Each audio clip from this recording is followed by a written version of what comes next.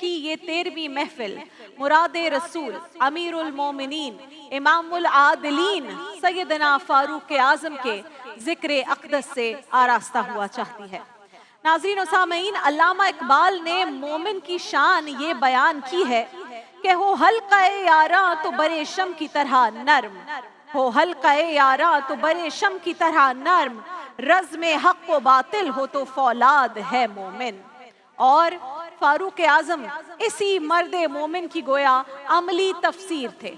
एक तरफ तो इतने सख्त कि कैसर व किसरा उनके नाम से ही कांपते थे, और रियाया के लिए इतने नर्म कि एक आम देहाती आपसे मिलने आता है तो घर से बाहर निकलकर उसका इस्तकबाल करते हैं। आपको अपने सामने देखा देहाती ने तो लरसते हुए पूछता है, क्या आप ही वो उमर हैं जिनके नाम से कैसर व किसरा कांपते हैं? तो सैयदना उमर अश्कबार होकर उसे गले से लगाते हैं और फरमाते हैं, हाँ मैं ही उमर हूँ। तुझे पता नहीं तू कहाँ आया है? ये मदीना है, मेरे आका का मदीना है। यहाँ अमीरों के नहीं गरीबों के इस्तकबाल होते हैं, गरीबों को इज्जतें मिलती हैं। यहाँ मजदूर और यतीम भी सर उठा कर चलते हैं। सुभान अल्लाह। दुनिया की तारीख में कोई हुक्मरान ऐसा नहीं गुजरा नाज़रीन कराम जिसका तर्ज जिंदगी ये हो कि कमीज में 10-10 पैबंद लगे हों और वो कांधे पर पानी की मश्क रख कर लोगों के यहाँ पानी भरता हो, जो सख्त सर्दी में फर्श खाक पर सो जाता हो, जो नाजायज मुनाफाखोरी रोकने के लिए बाजारों में गश्त करता हो, जो रातों को उठ उठ कर रियाया की खबरगीरी करता हो, जो ऊंटों के बदन पर अपने हाथ से तेल मलता हो, जो अपने साथ खादिमों की फौज जफर मौज लेकर ना चलता हो, लेकिन फिर भी उसके रोब का ये आलम हो कि अरब हो या आजम, जिसके नाम से लरसते हो और जिस तरफ रुख करता हो जमीन दहल जाती हो। जदीद दुनिया आज जिस तर्ज हुक्मरानी पर नाजा है, उनमें से बेशतर तरीके और प्रैक्टिसेस वो हैं जिनकी बुनियाद फारूक आज़म रख कर गए। आज भी जब किसी डाक खाने से कोई खत निकलता है, लेटर निकलता है, पुलिस का कोई सिपाही वर्दी पहनता है, कोई फौजी जवान 6 माह बाद छुट्टी पर जाता है, या फिर हुकूमत किसी बच्चे, किसी माजूर, किसी बेवा या किसी बेआसरा शख्स को कोई वजीफा बांधती है, तो वो मुआशरा, वो सोसाइटी बेख्तियार हजरत उमर फारूक रजी अल्लाह ताला अन्हु की अजमत को तस्लीम कर लेती है, सलाम करती है और आपको तारीख का सबसे आदिल हुक्मरान मानती है। आपने दुनिया में पहली मर्तबा हुक्मरान तबके की अकाउंटेबिलिटी का तस्वुर पेश किया, जिसकी आज हम हर जगह बात करते हैं कि अकाउंटेबल कब होंगे हुक्मरान। आपने वो प्रैक्टिस शुरू की, वो तस्वुर शुरू किया। आप ही थे जो रातों को गश्त किया करते थे, फरमाया करते थे कि जो हुक्मरान अदल करते हैं वो रातों को बेखौफ सोते हैं। अदल व इंसाफ इस्लाम की नुमाया तरीन खुसूसियात में से एक है, और फारूक आज़म वो हस्ती जो इस खुसूसियत पर इस तरह पूरे उतरे कि आपके अदल की वजह से अदल दुनिया में अदल फारूकी हो गया। सुभान अल्लाह। एक मर्तबा ऐसा ही कुछ वाक़या हुआ। किसी मुल्क का एक सफ़ीर अपने बादशाह का कोई पैगाम लेकर मदीना मुनव्वरा तशरीफ़ लाया। उसके जहन में ये तसव्वुर था कि दुनिया के एक कोने से दूसरे कोने तक खिलाफत कायम करने वाले मुसलमानों के खलीफा, उसका तो महल बहुत आलीशान होगा, उसकी शानो शौकत बहुत होगी। वो मदीना मुनव्वरा में दाखिल हुआ और आकर लोगों से पूछना शुरू किया कि मैं मुसलमानों के बादशाह से मिलने आया हूँ, मुझे उनके महल का रास्ता बता दो। उसके सवाल पर वहाँ मौजूद मुसलमान एक दूसरे को मुस्कुराकर देखने लगे। आप सब तो जानते हैं। और सफ़ीर से कहा, हमारा कोई बादशाह नहीं, अलबत्ता अमीरुल मोमिनीन है हज़रत उमर, और हमारे अमीर का तो कोई महल नहीं है। सुनकर वो सफ़ीर बड़ा हैरान हुआ।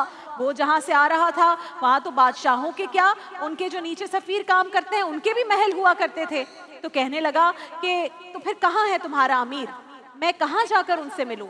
तो लोगों ने कहा कि हमारा अमीर या तो मस्जिद नबवी में मिलेगा या फिर बैतुल माल के ऊँटों की देखभाल में लगा हुआ मिलेगा। ये सुनकर वो सफ़ीर सबसे पहले पहुंचा मस्जिद नबवी, तो देखा कि हज़रत उमर वहाँ पर नहीं है। फिर बताया गया था कि बैतुल माल में होंगे, तो वहाँ की तरफ चले गए। हज़रत उमर उसे वहाँ भी नहीं मिले। खलीफतुल मोमिनीन को तलाश करते करते वो जन्नतुल बकी पहुँच गया। वहाँ किसी ने बताया कि एक दूर दरख्त के नीचे ईंट का सरहाना बनाकर जो शख्स सोए हुए हैं वही हमारे अमीर उमर फारूक हैं। ये मंजर देखकर वो सफीर पुकार उठा कि उमर, तूने अदल किया है, इसीलिए तुझे ईंट के तकिए पर भी नींद आ गई। हमारे हुक्मरानों ने इंसाफ नहीं किया, इसलिए वो महफूज और आरामदेह कमरों में और महलों के अंदर भी सुकून और चैन से नहीं सो सकते। अल्लाह अकबर, अल्लाह अकबर। नाज़रीन किराम, अक्ल व इंसाफ और जज्बा ईमानी के साथ फारूक आज़म ने जब ज़मीन पे अदल किया तो अल्लाह ताला ने आपको वो कुव्वत फरमाई अता कि आपका हुक्म ज़मीन पर भी चलता था, आपका हुक्म हवाएं भी मानती थी, आग भी मानती थी, सहरा भी मानते थे, दरिया भी आपका हुक्म माना करते थे। हजरत उमर फारूक एक रोज मदीना मुनव्वरा में तशरीफ फरमा थे कि यकायक जमीन में इर्तियाश पैदा हुआ और वो जलजले से कांपने लगी। हजरत उमर का दुर्रा आप सब जानते हैं, मशहूर जमाना हजरत उमर का दुर्रा, जिसने अदल और इंसाफ में अपने और बेगाने का फर्क मिटा दिया था। आपने वो दुर्रा जमीन पर मारा और फरमाया, ए जमीन कांपती क्यों है? क्या उमर ने तेरे सीने पर इंसाफ नहीं किया? आपका ये कहना था कि जमीन थम गई, रुक गई, ठहर गई और ऐसी ठहरी कि वो दिन है और आज का दिन है, मदीने की सरजमीन पर कभी जलजला नहीं आया। जमीन का थम जाना इस बात की गवाही था कि आपने जमीन पर अदल का हक अदा कर दिया है। सुभान अल्लाह। ये तो हो गई जमीन की बात। जरा पानी की भी खबर लेते हैं कि वो किस तरह फारूक आजम के हुक्म का एहतराम करता था। मौरिखीन लिखते हैं नाज़रीन कराम कि फारूक आजम ने जब हजरत उमर बिन अल-आस को मिस्र का गवर्नर मुकर्रर किया तो उनके पास कुछ लोग आए और उन्होंने कहा, ए वाली मिस्र, दरियाए नील इस वक्त बिल्कुल खुश्क हो चुका है। हमारे यहाँ ये रस्म है कि जब भी दरियाए नील खुश्क होता है तो हम भेंट चढ़ाते हैं, सेक्रीफाइस पेश करते हैं। और कहा कि हम एक नौजवान कुंवारी लड़की को उरूसी लिबास और जेवरात पहनाते हैं और दरिया में डालकर उसे कुर्बान कर देते हैं, उस लड़की की सेक्रीफाइस देते हैं। जब उसका खून, उसकी जिंदगी उस दरिया में बहता है तो दरिया फिर से रवा हो जाता है। ये तवहम परस्ती थी, लोगों की इसी तरह से जिंदगी गुजारने का तरीकाकार था। तो कहा कि अगर हम ऐसा ना करें तो दरियाए नील में पानी वापस नहीं आता। अब आप बताएं हम क्या करें? वो गवर्नर था, उसने जवाब दिया कि इस्लाम तो इस तरह की रसूमात की बिल्कुल इजाजत नहीं देता। मैं अपने खलीफा को इस रस्म बद से आगाह करता हूँ। और हजरत उमर बिन आस ने सैयदना फारूक आजम को एक लेटर लिखा, खत लिखा और फिर जवाबी खत का इंतजार करने लगा। थोड़े दिन गुजरे थे कि हजरत उमर का जवाबी खत उन्हें मौसूल हुआ, जिसमें लिखा था कि ए उमर बिन आस, इंसानी जान दरिया से ज्यादा कीमती है।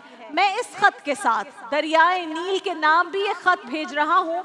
वो खत तुम दरियाए नील में डाल देना और फिर देखना कि अल्लाह के हुक्म से दरियाए नील खुद ब खुद रवा हो जाएगा। गवर्नर मिस्र ने खलीफा का ये हुक्म सुना तो फौरन वो खत पढ़ा कि आखिर इसमें लिखा क्या है।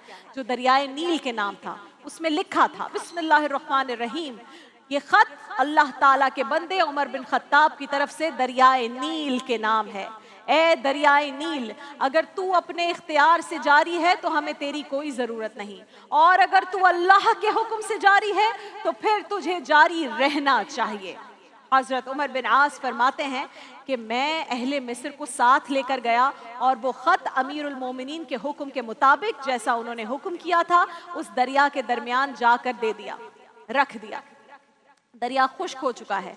कहते हैं खत डालने की देर थी कि दरियाए नील में पानी ऐसे चढ़ना शुरू हो गया जैसे सैलाब के दिनों में तेजी से चढ़ता है। और फिर ऐसा जारी हुआ कि आज 1400 साल गुजर चुके, आज तक जारी और सारी है और उसकी रवानी में आज तक कोई फर्क नहीं आया। ये करामत देखकर गैर मुस्लिमों ने भी उस वक्त कलमा पढ़ना शुरू कर दिया कि जिस दीन के मानने वालों के अमीर का तहरीरी हुक्म दरिया में मानता हो, उसको मानता हो, उस दीन की बरकतों का क्या आलम होगा।